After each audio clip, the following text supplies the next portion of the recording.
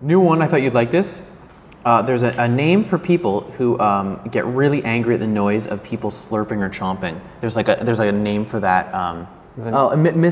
Misophonia? Misophonia. Maybe it's from miso soup. I don't know. Some people are just gross when they eat. Some people. I dated a girl who ate with her mouth open, and it was kind of a deal killer. My grandma does this. It was really gross. It's the worst. It's the worst. If you just keep your damn mouth shut while you eat, you actually swallow a lot less air, and so you spend a lot less time doing other disgusting things like burping and farting.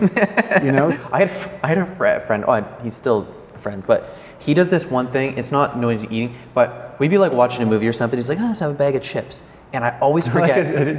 Do his voice again. Let's have a bag of chips. Let's have a bag of chips. Yeah. And he would do this. He puts his hand in the bag of chips, and instead of just taking a couple chips out and then eating them, he'll put his hand and go ruffle, ruffle, ruffle, ruffle, pull out one chip and then eat it. Put his hand in, ruffle, ruffle, ruffle, and it would drive me crazy to the point I'm like, just grab a bowl! Because that's how I respond after a while. I just hold it in. He's doing a seek and destroy, right? He's looking for a perfect chip. That's with what his he's doing, which is annoying. You know what I've discovered? It drives me crazy. People who like too much sauce or mayo. I actually worried when I said that if it was gonna. I didn't eat butter for maybe like over 10 years because my dad had this thing where my dad has a paranoia about choking. I don't know what it came from, but so he covers everything with butter? Yes. Are you serious? Oh, no. Well, here's a couple things. One, more often than not, me and my brother would wake up in the middle of the night with my dad sticking Vaseline up our nose with his fingers. What? Because if we were breathing heavy, he was worried we couldn't breathe. He has this thing about breathing and coughing. Like if my nieces or anything are coughing or anything, he's like, oh, they're choking. Like he gets very paranoid. But anyways, he wasn't at all worried about giving any sort of sleep disorder. No. It was always the worst if my dad made my sandwich for lunch when I was little because I'd open it up and it'd be like a ham sandwich with butter on it. And I remember not knowing, and you'd bite into it and you go, and it's that taste of butter. So until, no joke, like my mid-20s, I just stayed away from butter because of the horrible things. Because he was just like, it helps it slide down. That was his thing. Okay, I want to keep talking about the sandwiches, but we have to get back to a little thing you might have mentioned before about your fucking dad putting Vaseline up your nose. Yeah. Because that is one of the craziest damn things I've ever heard. He's European though. What? European parents are a little bit weirder.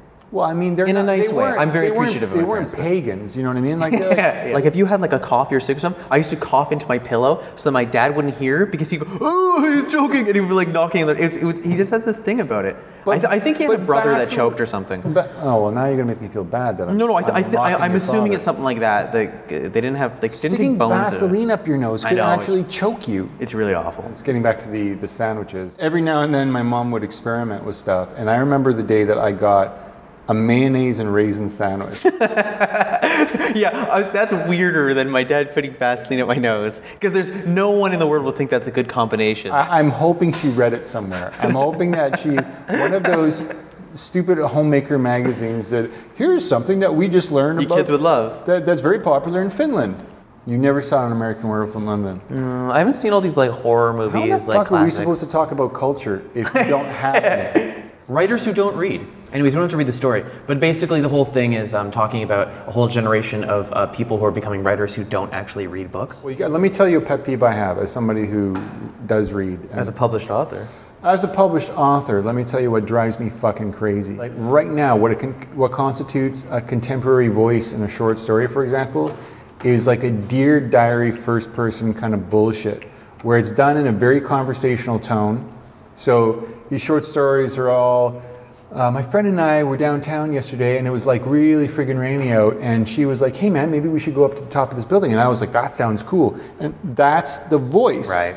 And so you think to yourself, so let me get this straight. Nobody is really making an effort to create something through language. Like language just changes, good or bad. But yeah, language changes, but I don't think every generation has said, oh my God, people don't take language as seriously as they used to. But there's no doubt nowadays that the competition between different forms of media is so powerful that you've got a generation that's fully coming up where they can be what would be referred to as illiterate, which is they know how to read, they just choose not to. People think things are efficient when they're just being fast, right? Or they're thinking multitasking is not the same as just doing a job properly. And everything's about getting things out fast. So if I can get something to you fast, I twix. It's not the same as we haven't reached a greater understanding or a greater communication or anything. I just gotten something to you faster. Like, I don't know how many times you're at work when someone, I just had it today, you ask someone a question and they email you back so fast, they didn't actually answer my question because they just wanted to get the email out so fast. It's like, why don't you just stop, put a coherent sentence together, send it out, and instead of now having to send 3 emails where you just have to keep explaining your...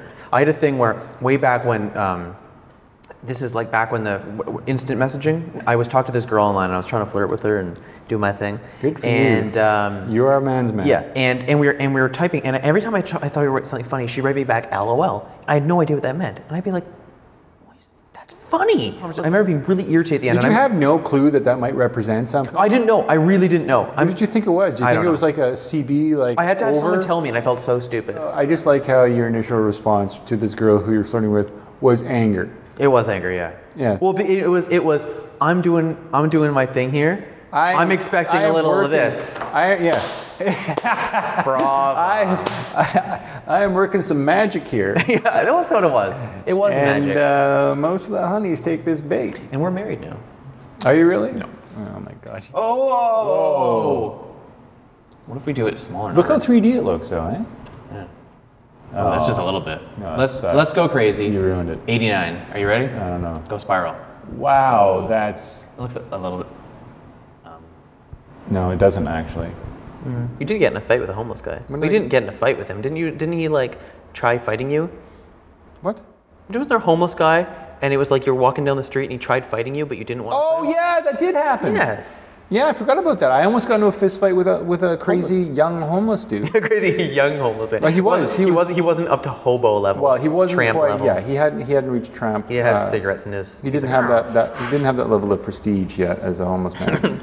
Didn't look like an older Hemingway. He was more of a young midnight cowboyish sort of homeless guy. There's something very intimate about punching somebody in the face. I want to really... It's really weird. It's really weird, and it's amazing to me that so many guys want to grapple with each other. It seems to me like there's this homoerotic undercurrent. It really hurts to wanting to punch somebody in the face. And your hand is not a great tool for... But here's the truth. I think I've actually... Because I remember saying this to myself, Sean, if you ever get into another fight, because I've been in a couple...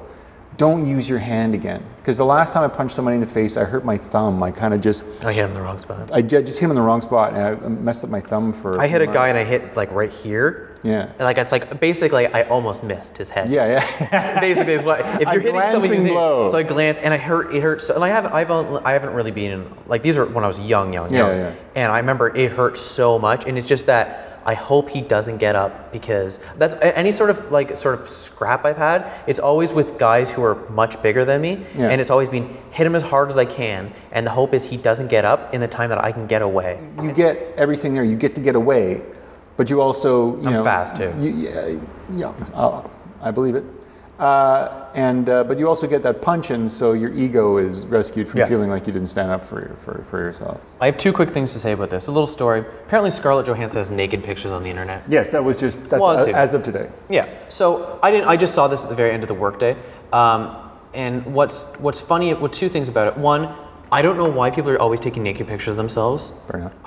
Here's the thing. I think part of it is if you're someone who used to be on camera and you're known for being attractive and all that, you always want to be on camera. I get that. I don't understand why they're thinking if I send it to someone, this person will not try to sell it or whatever. There's this thought of this really creepy guy who, you know what I mean? He's just like, it's the thought of that like World of Warcraft kind of guy and he's jerking off by himself. And there's something, I don't know, not that I'm picturing it, it's just there's something, do you know what I mean? There's something. I wouldn't have even bothered to try to picture it until you said, there's something, and now I'm sort of picturing it. It's this sort of lecherous creep, like, and it's like, go do something else better with your life. You're just gross.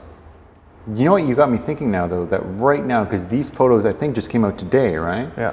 Tonight, there are probably like 1 million guys jerking off to these pictures.